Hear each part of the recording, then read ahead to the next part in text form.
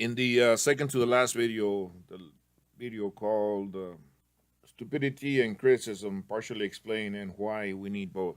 In that video, I received a few comments. By the way, that I would prefer, instead of emailing me, people would comment in the comment section of YouTube, just because I think it improves the chances that more people will watch the video. But uh, but I guess it really doesn't matter. You can continue to email me. That's perfectly fine. But I would prefer if y'all commented in the comment section of the videos.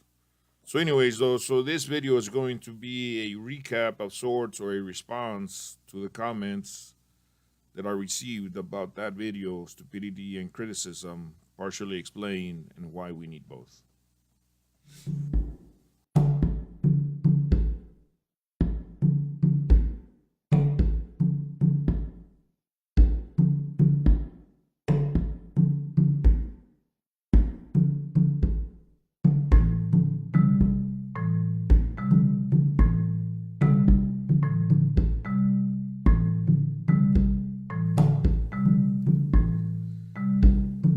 So the main criticism of that video, which is what I expected actually, is my use of the word stupid. I knew it would come across as harsh, and I knew me calling myself stupid would be a point of let's say interest, I guess. And they're actually right. I was not using the word stupid in the way that it's actually defined. The actual definition, having or showing a great lack of intelligence or common sense. And I didn't mean it like that, but I actually meant a little bit more than that. And I haven't been able to find a word that actually describes what I mean. So, anyways, this is what I meant: the lack of awareness that your intelligence is limited and that your information or knowledge is incomplete, and it will always be incomplete. The way that in the past I've tried to describe what I mean to people is that if imagine that you're lost in the wilderness and you come across a map of your surroundings. Well, that map is useless to you unless you know where in that map you are. So unless you know yourself and unless you know your limitations, it'll make it that much harder for you to navigate through life, through science, through learning. And I think the first step that most people miss, but it should be the first step that most people should undertake, is that their intelligence is limited, and there's no question about it. I don't understand why this would be controversial in any way.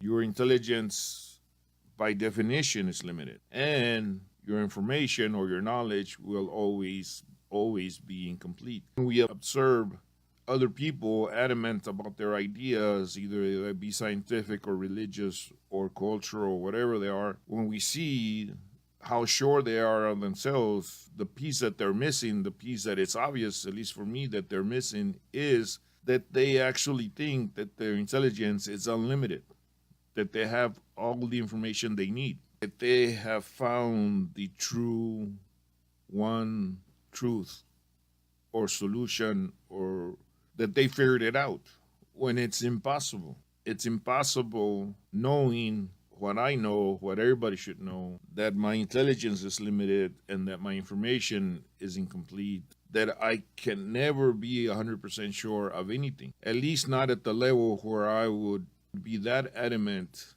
towards other people's opinions, or that sure of myself that I am absolutely correct. That is a flaw in the human state of being.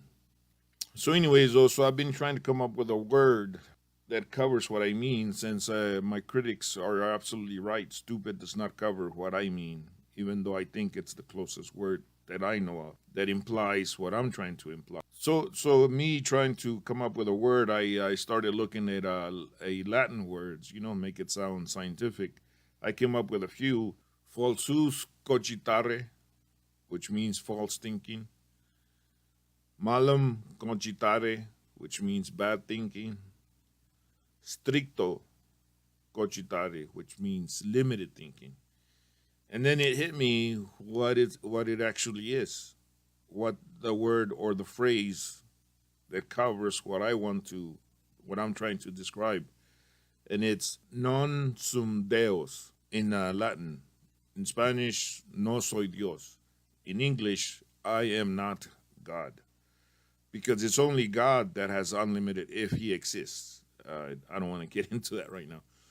If God exists, he's the only one that has unlimited intelligence and complete knowledge. So these people that are adamant about their religion or their scientific opinions, ideas, I guess, have to be reminded.